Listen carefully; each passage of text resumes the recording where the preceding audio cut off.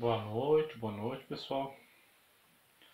Eu me chamo Cristiano e vou dar continuidade aos temas da fase P, temas gnósticos. Então hoje falarei sobre a terceira montanha. Recapitulando, lembrando então que montanha, só para especificar melhor, montanha é uma alegoria a grau de dificuldade no trabalho de autorrealização, no trabalho de retorno ao absoluto com maestria, retorno a Deus com a maestria.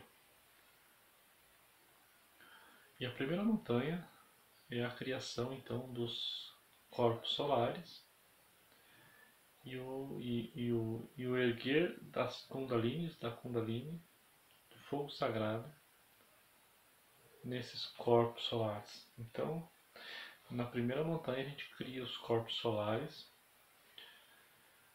físico, vital, astral, mental, causal. Físico, vital, astral, mental e causal. Depois átmico e búdico. São Atman, Buddha e Manas, que é o corpo búdico, o corpo causal, o corpo búdico e o corpo átmico, que é a alma humana, a alma divina e espírito. Então, na primeira montanha, a gente cria os corpos solares e encarna essas três forças, que é a alma humana, a alma divina e espírito, representado pelos nomes Atman, Buddha e Manas. Buddha, Atman, Buddha, Manas e Atman. Enfim, que são as nossas duas almas gêmeas, alma humana e alma divina, que se juntarão e depois encarnaremos o nosso espírito, que é o nosso ser, faz parte do nosso ser interior profundo. Aí somos homens autênticos, no sentido mais completo da palavra, homens com alma e espírito. Então, essa é a primeira montanha, um trabalho difícil, que é empreendido pela grande maioria dos mestres, né, que começam a trabalhar com o tantrismo, com o maituna, a magia sexual, a morte dos defeitos e o sacrifício pela humanidade. Na segunda montanha, então, que é um grau de dificuldade maior, criaremos os corpos de ouro, que são os mesmos corpos que vão se sutilizar ainda mais, vão entrar num grau vibracional mais alto. Então, na primeira montanha, quando a gente termina a primeira montanha, a gente escolhe o caminho reto ou o caminho aspiral. Caminho reto, a gente vai trabalhar para encarnar o Cristo dentro de nós, o terceiro logos, né? A força crística. Ou quem escolhe o caminho aspiral, seu trabalho se encerra e ele passa a viver no mundo nirvânico, nos mundos nirvânicos, nos céus.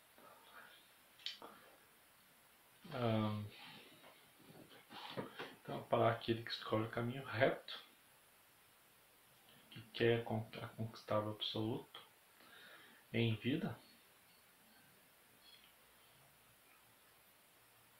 ele passa a trabalhar com a magia sexual, com a morte dos defeitos, ainda mais fortemente, e começa a criação dos corpos de ouro: corpo físico, corpo etérico, corpo astral, corpo mental, corpo causal,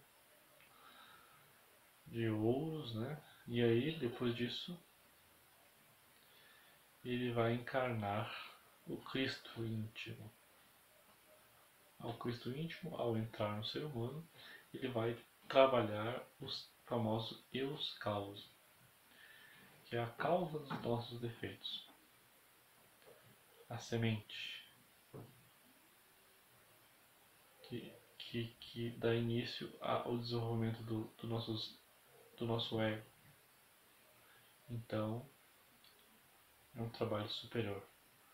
Nesse momento a gente passa a viver toda a via cruz de Jesus Cristo, de forma simbólica, no mundo astral.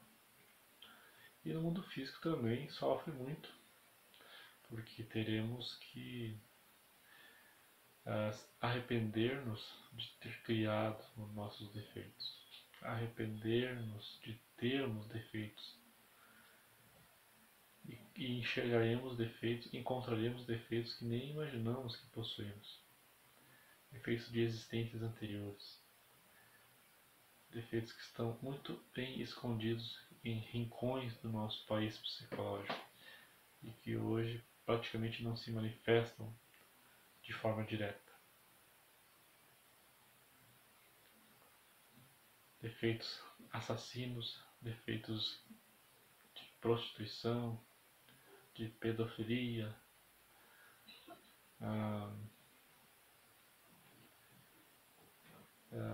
enfim, coisas horríveis que moram em nosso país psicológico que hoje não se manifestam mais, que a gente criou em existências anteriores.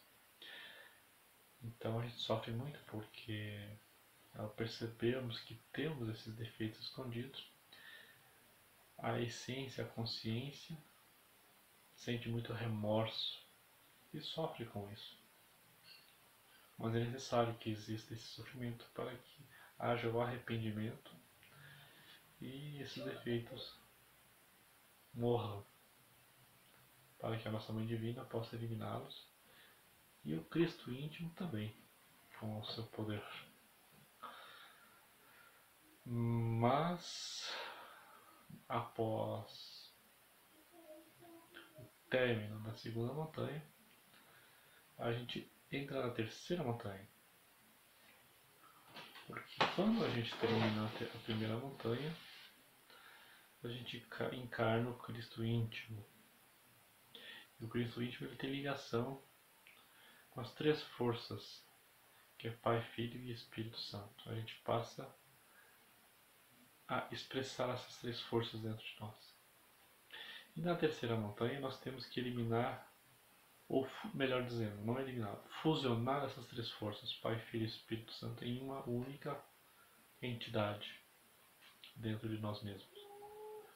Até então essas forças ficam separadas. Bom, fazem parte de nós, mas atuam de formas separadas. E para que possamos adentrar o Absoluto, essas três forças precisam unir-se novamente. Porque, lembrando, no Absoluto só reina uma única lei, para entendermos. E quando a gente baixa, sai do Absoluto, a gente é vomitado pelo Absoluto, pelo todo, a gente é dividido em três partes, que é o Pai, Filho e o Espírito Santo. O Santo Afirmar, o Santo Negar e o Santo Conciliar. A tríade. Né? Então, a gente fica dividido em três leis.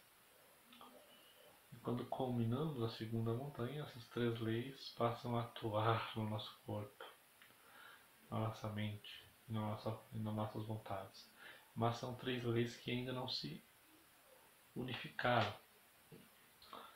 E para conseguirmos o retorno, o acesso ao Absoluto de forma completa, essas três leis precisam encarnar em nós e fusionar-se e tornar-se uma lei única. E para isso teremos que reiniciar o trabalho com os três fatores, né? Somente com a Maituna, magia sexual, e através dela criarmos o que foi chamado de os corpos de luz. Né? Então, iremos transformar os corpos de ouro que já obtemos em corpos de luz. Ou seja, os 7 corpos vão dar uma oitava a mais, vão se sutilizar ainda mais. Aí trabalhando com a magia sexual, iremos cristalizando os corpos de luz dentro de nós, corpo físico, corpo vital, corpo astral, corpo mental, corpo causal e assim por diante. Então, a partir do momento que esses corpos todos transformaram-se em luz, vai haver a recapitulação, as 7 serpentes irão levantar-se novamente num grau mais elevado. E aí sim, quando isso terminar, as 3 forças, Pai, Filho e Espírito Santo, encarnam dentro de nós, fusionam-se em uma única força. Aí sim, nós temos acesso ao sagrado Sol Absoluto. Em vida, podemos sair em profundo estado de meditação e ter acesso ao Absoluto. E retornar ao físico quando quisermos. E a partir do momento que esse corpo físico falecer, podemos ficar definitivamente vivendo no sagrado Sol Absoluto, na dimensão absoluta. E aí sim termina por completo a autorrealização íntima que todo grande iniciado, todo grande mestre de mistérios deveria trilhar. Mas diz o mestre Samael que nem todas as mônadas querem a maestria completa. Muitas mônadas param pela metade do caminho. Terminam a primeira montanha e decidem ficar no Nirvana, que são os céus. E muitos empreendem o caminho para o caminho reto mais tarde, em outras reencarnações, em outros Mahavantaras. Ou seja, o universo morre, depois nasce de novo em outro local, outro universo, e lá talvez elas decidam, agora vou empreender o caminho reto. Enfim, então cada mônada, cada pai interno tem as suas próprias vontades. Então não é nosso ego que escolhe, é nosso Pai, nosso íntimo, nosso Deus interior. Ok, gente? Então era isso que eu tinha para falar hoje. Percebemos que é complexo a coisa. Os ensinamentos gnósticos são muito complexos e muito completos, inclusive. Inclusive, o mestre Samael costuma dizer que o movimento gnóstico é uma escola que ensina a fabricar alma e espírito, e também a ganharmos o sagrado Sol Absoluto. A grande maioria das escolas até então existentes no mundo físico só ensinam a criar almas, que ele quer dizer que só ensinam a prática da meditação e do despertar da consciência, não ensinam a maituna, o tantrismo,